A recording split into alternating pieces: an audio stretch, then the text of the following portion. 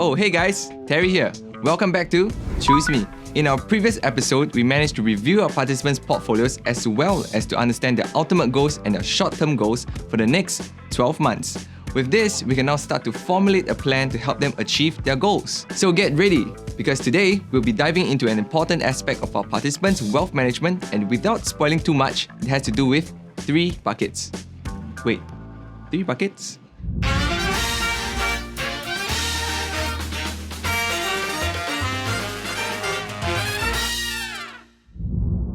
Our Choose Me participants are prepared with their homework, but it seems that our coaches might just need a bit more time. Good everyone! Hey, 你们是泰国人 everyone! 3, 2, 1 Good everyone!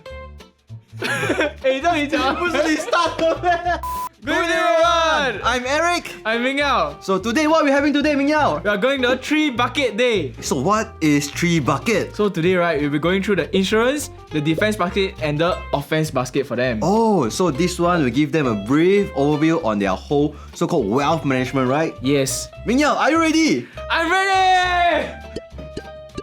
Okay, he's ready. So last session, we did portfolio review and goal setting. So now, can you surprise me? Surprise me. Okay. 现在减肥到 Session 3 啊。 10个了。 Since 2 weeks ago, out of the 17 companies, I have cut down to 10 companies only. Very good. Okay, so before we do anything, let's clap. 哇，开心耶！我看到这个，哇，突然 Happy对啊 feels good. Feels good, right? I also feel good for you. At least you married feels good condo. to able to do more stuff now. Right, you're able to do more stuff, right? Yeah. So today these sessions will be a bit different, will be a bit light. We like to take one step back to look our wealth as a whole. So right now we go back to the wealth management, which is we go through this 3 bucket strategy. So 3 bucket, very simple. We go through protection, defense, and attack. A lot of time when we start investing, if you don't have this idea, a lot of our investor will focus on their so-called stock portfolio. There's one incident that happened to one of our graduates. Previously, she invested quite well, but there's some incident happened back in her family. So her mom admitted to hospital and need a lot of cash, money to pay for the surgery because her parents are not covered by insurance. So she got to liquidate her portfolio just to pay the bill. So there's this thing that we like to remind or really to better protect not just ourselves, our family, sometimes also to protect our investment. The protection comes in 2 forms. One is our cash flow form, our cash saving, how we allocate this cash saving to tie us through rainy days, bad times. So to recap, so what is the emergency fund amount or like sort of like guideline that we advocate? I think at least 6 months of expenses. 6 months of my currently pay. 3 to 6 months of income. There are 2 versions. That one, some people would say that save 6 months of your salary. I also encounter another saying as in like 6 months based on your, your spending every month. So what school of thought you are adopting? The right one. Which is the second spending. one, the spending. Yeah, as okay. in, ideally, I wish to go with the 6 months as well, but I do consider the opportunity cost. For those who set for 6 month salary, they have a higher safety net. So this is different methodologies. We just need to know that what is the things that we need to handle. I think one use case for this situation is last year's COVID. Yeah. Right, I think many people can relate that because like suddenly there was everyone like just stop went out of income. job. Everyone just forced to stay at home. So this 6 month expenses actually is a very good rainy day fund that everyone should have. Yeah. And I think it's quite non-negotiable. So the next thing is about the insurance.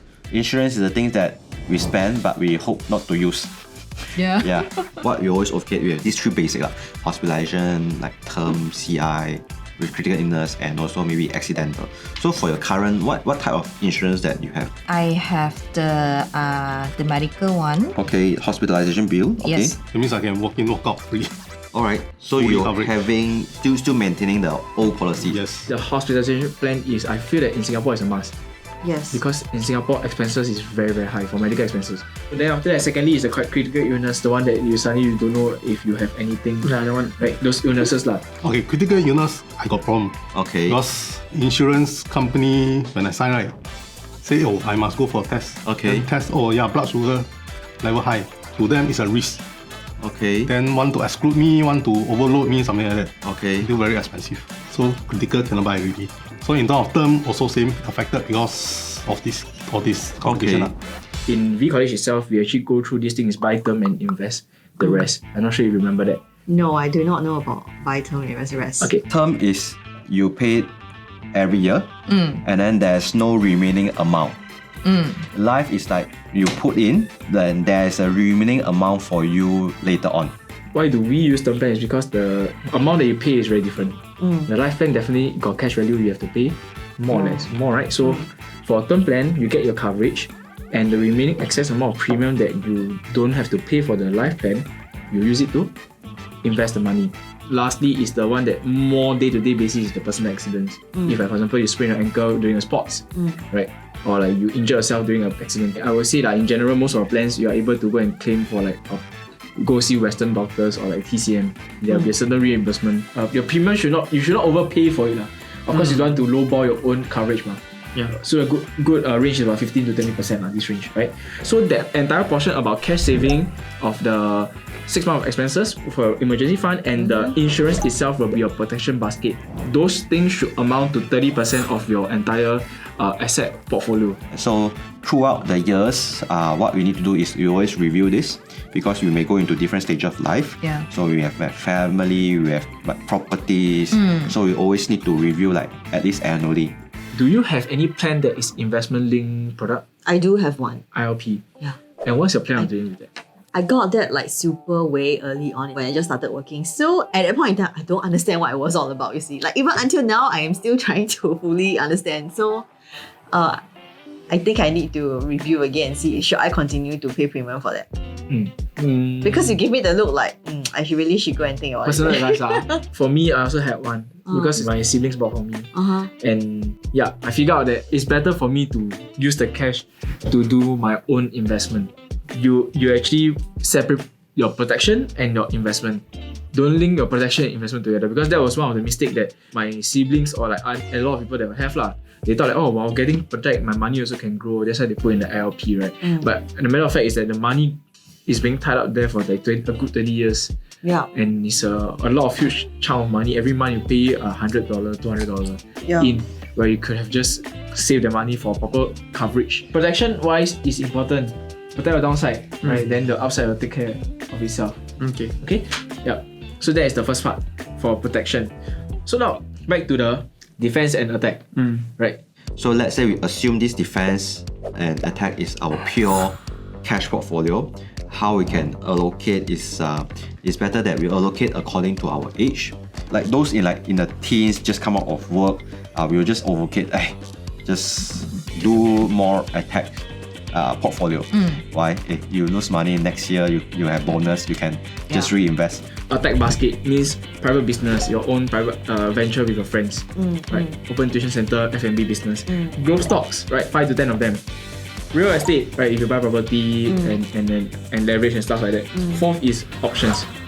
As we age, it's better that we allocate some of the money into a more defensive kind of portfolio. So it can be like REITs, it can be like ETF, it can be like Berkshire Hathaway. So what is your ideal proportion like 10% versus 90%? Right now, I would say 10-90. Alright. Simple. 20 Apple, Okay. 30 for C and Celsius. Okay. Then the rest, I try to build as along. 10% right? So I share with my portfolio, right? Yeah. The protection is Apple. Okay, so to suit your way of investing, I would say Apple will consider as so-called defense. The rest will consider as attack. Okay. Okay. So my thinking is that assuming I have the insurance review covered, I think in terms of the review, I should only need to top up a bit more. I need to review that again. And I already have my cash savings already for my emergency fund. Then whatever is here, right, is like for just attack. So you are not really doing any REITs, dividend, ETF or Berkshire. That's why I asked you to clean up the portfolio, right? And 1, 2, 3, 4 in the attack basket. Real estate next time. Business not that big yet. And so it will be second item and the fourth item, which is the growth stocks and the options, right? So let me just write down. So this is the deliberate decisions that we have made. So we don't switch like, right now market is down, I want to protect and then switch everything in. No. Yeah. So for today, we've gone through these 3 bucket strategies. So we have gone through our protection, which is, I think you have done well.